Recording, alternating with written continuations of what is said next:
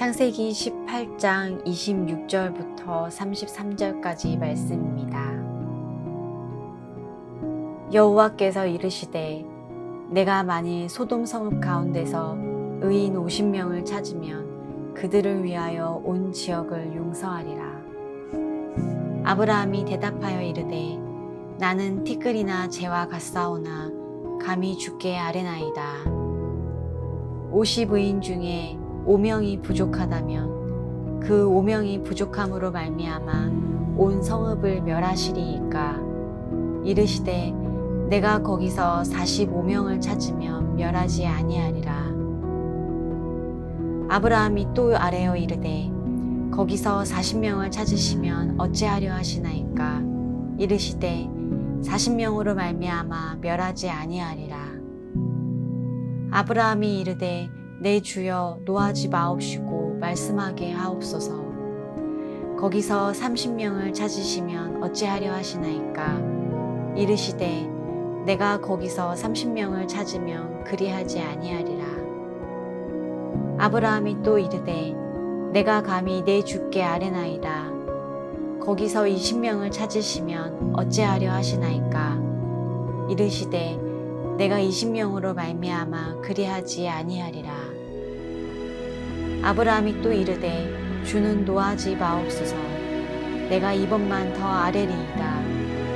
거기서 10명을 찾으시면 어찌하려 하시나이까. 이르시되 내가 10명으로 말미암아 멸하지 아니하리라.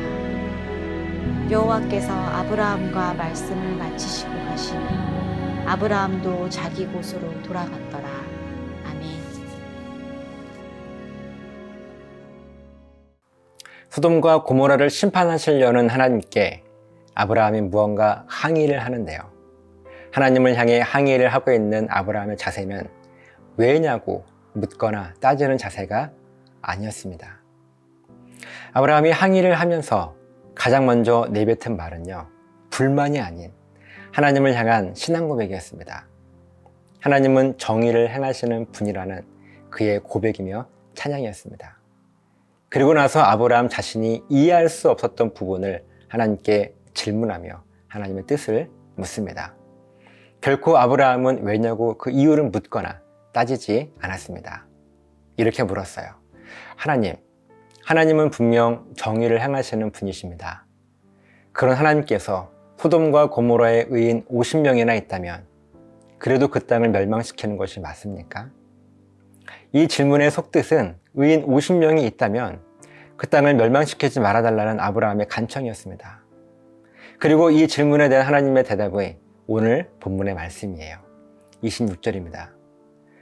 여호와께서 이르시되 내가 만일 소돔 성읍 가운데에서 의인 50명을 찾으면 그들을 위하여 온 지역을 용서하리라.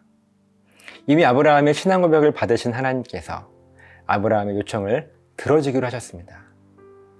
만약 소돔 땅에 의인 50명이 있다면 그 땅을 용서하시겠다는 하나님의 응답이었습니다. 그런데 아브라함은 불안했어요. 혹시라도 50명에서 조금 부족하면 어떡하지? 그래서 다시 하나님께 질문합니다. 그런데 이때 하나님께 질문을 하는 이 아브라함은 단순하게 질문만 하지 않습니다. 아브라함은 철저하게 하나님께 자기의 신앙을 고백해요. 27절입니다.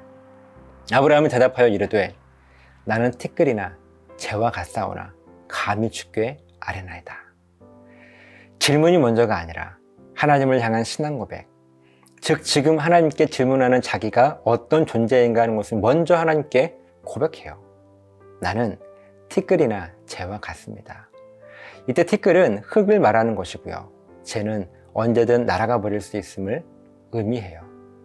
그러니까 나는 흙에서부터 만들어진 존재이고 언제든지 날아가 버릴 수밖에 없는 그런 존재인데, 그런 제가 감히 나의 주인이신 창조주 하나님께 말씀을 드립니다 라는 아브라함의 신앙 고백입니다. 그리고 28절입니다. 50의인 중에 5명이 부족하면 그 5명이 부족함으로 말미암아 온 성읍을 멸하시리까. 이르시되 내가 거기서 45명을 찾으면 멸하지 아니하리라.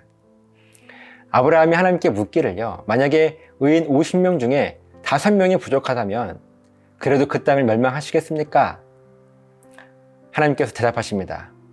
내가 거기서 45명을 찾으면 멸하지 아니하리라. 아브라함이나 우리나 이럴 때 보면 그리 크게 다르지 않다고 생각되는 것이요. 아브라함은 그래도 불안했던 거예요. 그래서 하나님께 또 질문합니다. 29절입니다. 아브라함이 또 아뢰어 이르되 거기서 40명을 찾으시면 어찌하려 하시나이까? 이르시되 40명으로 말미암아 멸하지 아니하리라. 그런데 하나님, 혹시라도 의인을 40명밖에 찾지 못하면 어떻게 하시겠습니까? 그래도 하나님은 의인 40명 때문에 멸망시키지 않으시겠다고 아브라함에게 대답을 해주세요. 그런데도 아브라함은 불안했습니다. 혹시나 40명도 되지 않으면 어떻게 하지? 그렇게 이어지는 말씀을 정리해 보면요. 아브라함 의인 30명이면 안 되겠습니까? 라고 하나님께 물었고요. 하나님께서는 아브라함이 요청한 대로 30명으로 허락해 주십니다. 그런데 더 재밌는 것은요. 그렇게 20명, 10명까지 내려가게 되었어요. 32절입니다. 아브라함이 또 이르되 주는 노하지 마옵소서. 내가 이번만 더 아뢰리이다. 거기서 10명을 찾으시면 어찌하려 하시나이까? 이르시되 내가 10명으로 말미암아 멸하지 아니하리라.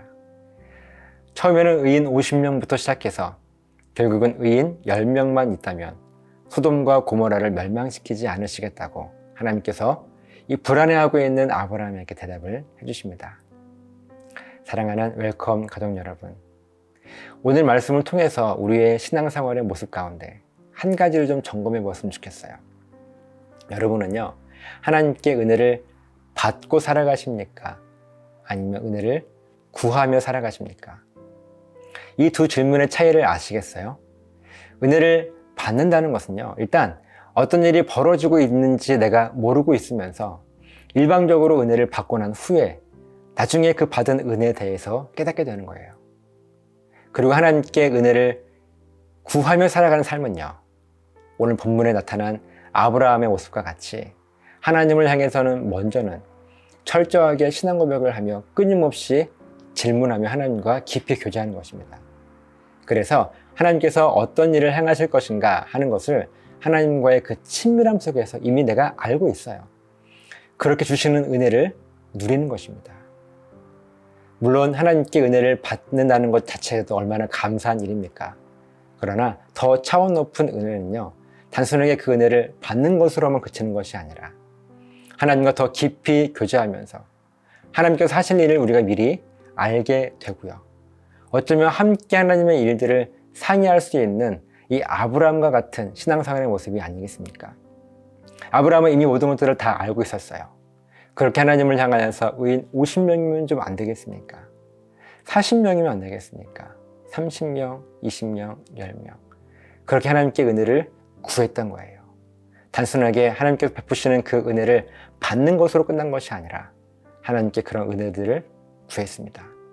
그리고 이러한 신앙생활의 핵심에는요, 하나님을 향한 철저한 아브라함의 신앙 고백이 있었기에 가능했습니다. 저 여러분이 오늘 이 말씀을 통해서 차원 높은 이 아브라함과 같은 은혜를 누리게 되시기를 예수님의 이름으로 간절하게 부탁을 드립니다. 기도하시겠습니다. 거룩하신 아버지 하나님, 감사합니다. 하나님의 은혜를 어떤 사람들은 그냥 받기만 할 것이고 또 어떤 사람들은 하나님께 은혜를 구하는 삶을 살 것입니다. 은혜 받는 것도 물론 소중하고 우리에게 감사일 것입니다. 하지만 은혜를 구한다는 것은 이 땅에 하나님의 계획을 우리가 알고 있으면서 그 계획 안에 함께 거하며 그것을 하나님과 상의하며 교제하는 그런 모습일 것입니다. 이 차원 높은 아브라함의 은혜가 우리들에게 또 있도록 도와주셔서 하나님께서 주시는 그 온전한 은혜를 누리며 살아갈 수 있도록 도와주셔서 감사드리며 축복하며 예수님 이름으로 기도드리옵나이다. 아멘.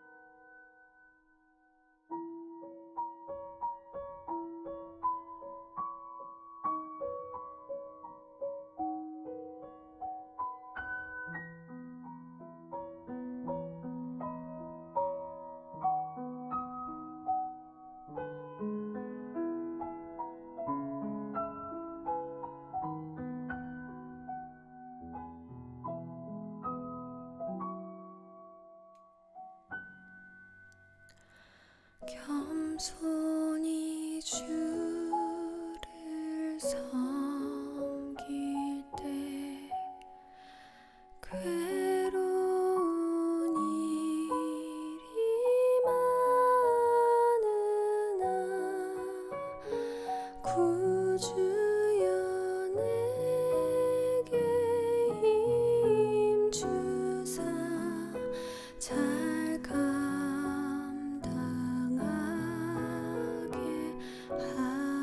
하소서. 인자한 말을 가지고